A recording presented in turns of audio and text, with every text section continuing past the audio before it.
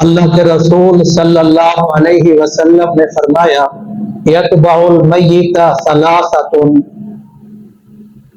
تین چیزیں میت کے ساتھ جاتی ہیں، اہلہ و مالہ و عملہ، ایک چیز اس کا اہل و عیال ہے، دوسرا اس کا مال ہے، تیسرا اس کا عمل ہے۔ فیرجع اثنان، دو چیزیں واپس آ جاتی ہیں، ویبقى واحد، اور ایک چیز اس کے ساتھ رہ جاتی ہے۔ یرجع اہلہ و مالہ، وہ جو دو چیزیں واپس آنے والی ہیں اس کا اہل و عیال ہے اور اس کا مال ہے۔ وَيَبْقَى عَمَلُ، اور اس کا عمل اس کے ساتھ باقی رہ جاتا ہے۔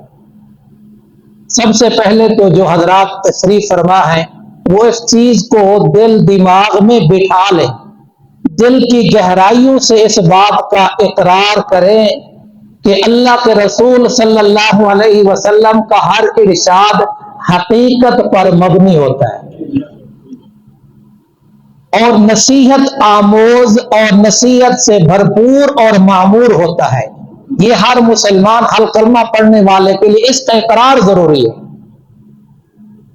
عمل کے لحاظ سے عملی میدان میں اگر کسی آدمی کو بھی دیکھا جائے تو اس میں کمی نظر آئے گی، لیکن اس میں اگر کمی آ گئی تو پھر ایمان ناقص ہوگا، ایمان کامل نہیں ہو سکتا۔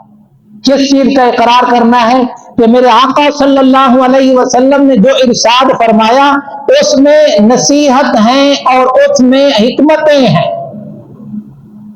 اب آ جاتے ہیں ارشاد میں، آقا صلی اللہ علیہ وسلم نے فرمایا یتبع المیت ثلاثۃ، تین چیزیں میت کے ساتھ جاتی ہیں، اس کا اہل و عیال، اس کا مال اور اس کا عمل۔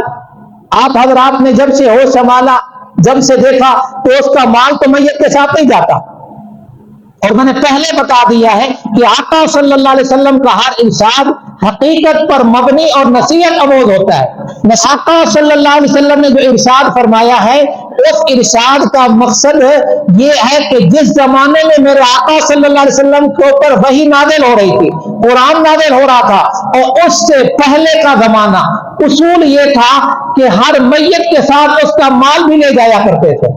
یہ حقیقت بتا رہا ہوں کہ ایسا نہ سمجھنا کہ نبی صلی اللہ علیہ وسلم کے ارشاد نعوذ باللہ ویسے ہے، تو اس وقت اس کا مال بھی جاتا تھا، اہل و عیال بھی جاتے تھے، اور اس کا عمل تو جاتا ہی جاتا ہے۔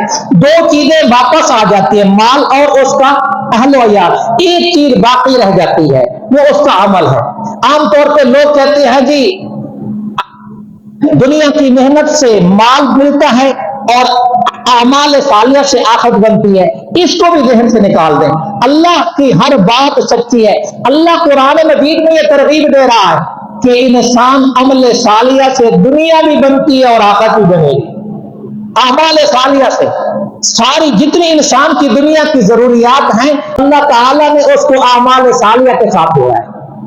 تو آخرت ہم کیا کرتے ہیں، جس وقت قبر بناتے ہیں اور اس پہ تختی لگاتے ہیں اور لکھ دیتے ہیں آخری آرام گاہ، اللہ اس کے رسول اور صحابہ کی ترتیب سے ان کی ارشادات میں یہ ملتا ہے یہ قبر جو ہے آخرت کی پہلی منزل ہے۔ یہ جو انسان یہاں عمل کرتا ہے اس کا بدلہ اس کو قبر سے ملنا شروع ہو جاتا ہے۔ اس لیے کسی نے کہا القبر صندوق العمل، قبر جو ہے یہ عمل کا صندوق ہے، اس لیے جتنا ہو سکے اعمال صالحہ کی طرف لگیں گے تو اللہ تعالیٰ دنیا بھی چمکائے گا اور آخرت بھی چمکائے گا۔ حضرت جی مولانا یوسف رحمۃ اللہ علیہ اپنے بیانات میں فرمایا کرتے تھے یہ جو اعمال صالحہ نا، نماز، روزہ، حج، زکوٰۃ، صدقہ، خیرات، قربانی ابھی کی ہے آپ نے، یہ جتنے اعمال صالحہ ہیں نا یہ دنیا میں پلنے کا ذریعہ ہے۔